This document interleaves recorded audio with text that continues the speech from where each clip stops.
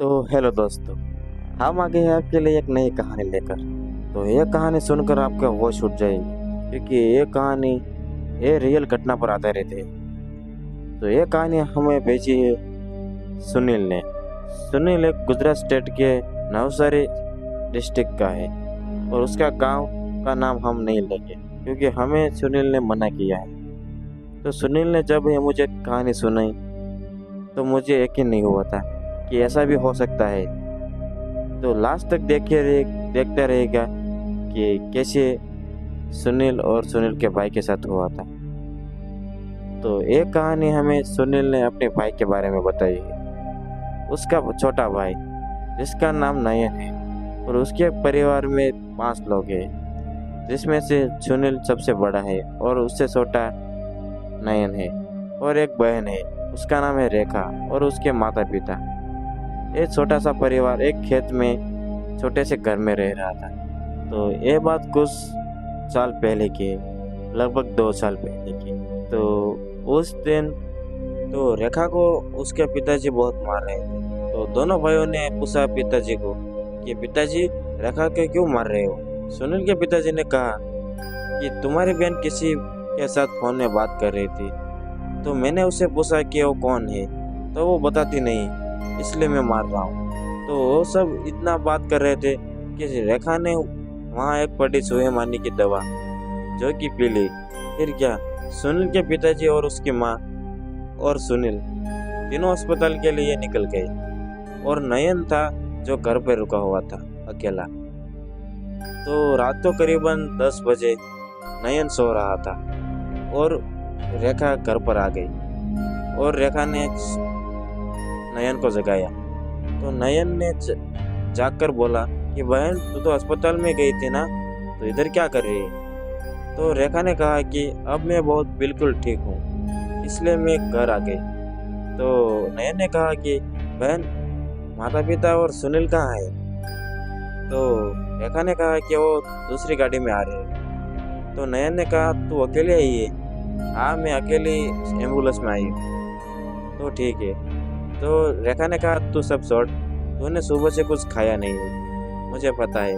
चल, मैं तेरे लिए कुछ खाना बना देती हूँ। का खाना बनाने के लिए चली गई, और थोड़ी ही देर में खाना बन गई। और नयन को बुलाया कि नयन, चल खाने के लिए बैठ जा।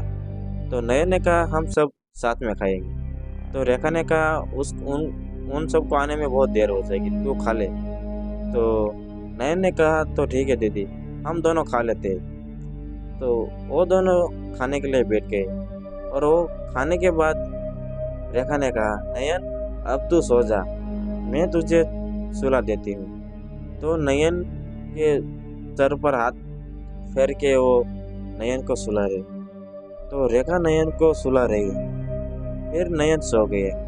करीबन रात को 1 बजे दरवाजा खटखटाने की आवाज़ आई। तो नयन जग गए, और दरवाज़ा खोला तो देखा उसकी माँ और उसके पिता और उसका भाई सुनील, वो तीनों जोर जोर से रो रहे थे। तो नयन ने पूछा, क्या हुआ माँ? तो उसकी माँ ने कहा कि नयन, तेरी बहन अब इस दुनिया में नहीं है। तो नयन ने कहा, क्या बात कर रहे हो माँ? रेखा तो मेरे साथ यहाँ सो रही है। और नयन ने देखा तो रेखा वहाँ नहीं थी। तो नयन ने बाहर देखा तो उसके पिताजी के हाथ में रेखा की लाश थी।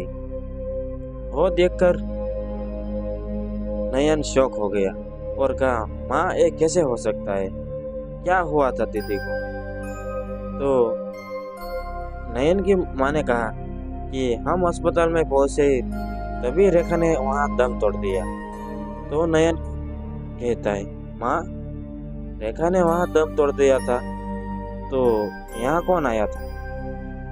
तो नयन की माँ ने कहा, क्या बेटा, तू क्या बात कर रहा है?